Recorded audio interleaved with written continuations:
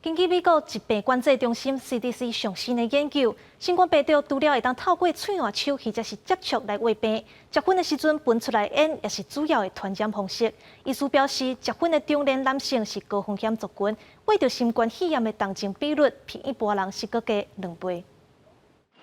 就惊疫情继续拖，各县市政府加强巡逻，掠无挂嘴暗的人。不过，要是有人伫咧外口食薰，当时基金会表示，这一礼拜办公室的电话是亮袂停，拢是民众卡来申诉的。不管是咧筛检的所在、病医的外口，甚至讲咱去补充民生用品出来外口，各有2-3个人、真2个人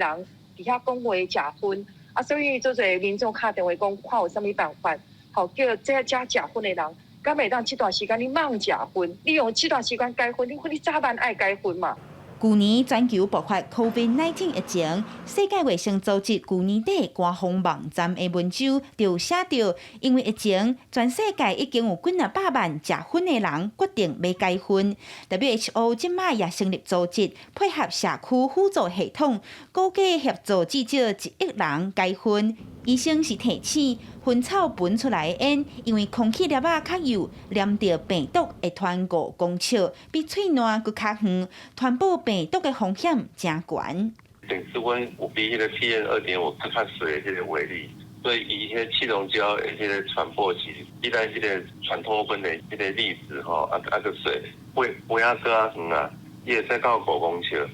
医生表示，食薰的人为着新冠肺炎真做重症的风险，比一般人加出2倍。住院治疗了后，病情恶化的风险也会增加14倍。其中中年人是高风险族群，就要特别注意。